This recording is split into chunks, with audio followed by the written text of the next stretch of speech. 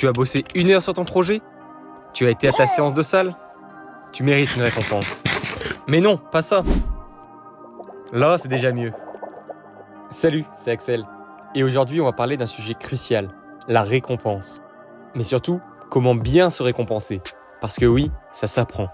Avant de commencer, je t'invite à t'abonner pour soutenir la chaîne. Je te remercie. Allez, c'est parti. L'importance des récompenses. Si tu travailles dur sans récompense, c'est épuisant. Et ça te démotive. C'est pour ça qu'il faut se récompenser. Mais attention, il y a une différence entre se récompenser intelligemment et céder à la gratification instantanée. Donc la gratification instantanée, c'est ces petites choses qu'on s'offre qui nous donnent un plaisir rapide. Que ça soit la junk food, les jeux vidéo, le sexe. C'est pas mauvais en soi, c'est lorsqu'on en abuse que ça devient un souci.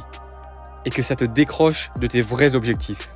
Les dangers de la gratification instantanée, c'est donc que ça donne une satisfaction éphémère, on se sent bien sur le moment, mais après on sent un sentiment de vide et de culpabilité. Sans parler de l'addiction que ça donne à ces récompenses rapides. Et pour éviter ça, je te conseille la gratification différée.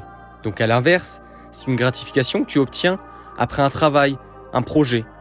Et tu ressens une sensation de satisfaction profonde.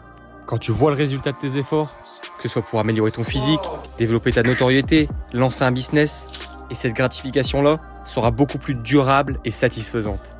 Il faut se récompenser intelligemment, c'est-à-dire planifier tes récompenses. C'est tout simple, tu associes une récompense à un objectif spécifique. Et ça va te donner une motivation. Par exemple, pour ma part, pour 100 abonnés, j'ai mis une récompense, pour les 500, pour les 1000 et pour les 10 000. Donc j'ai un planning en fonction des abonnés avec une récompense. Et je t'invite à faire de même pour tes objectifs. Et je te recommande fortement de choisir des récompenses saines.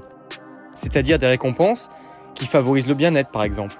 Que ce soit des massages, un voyage. Mais si tu préfères du matériel, ça peut l'être. Une montre, une voiture, ce que tu veux en fonction de tes objectifs. Bien sûr, tout en tenant l'équilibre. C'est-à-dire que tu dois avoir un équilibre entre la récompense et l'objectif, en fonction des efforts fournis. Par exemple, pour mes 100 abonnés, je ne vais pas me payer un voyage. C'est complètement illogique. Une autre étape, il faut que tu célèbres tes objectifs. C'est-à-dire célébrer la réussite, avoir de la gratitude envers toi et te rappeler pourquoi tu fais ça.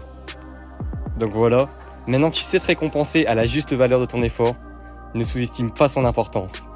Je te conseille déjà de mettre en place un plan objectif récompense.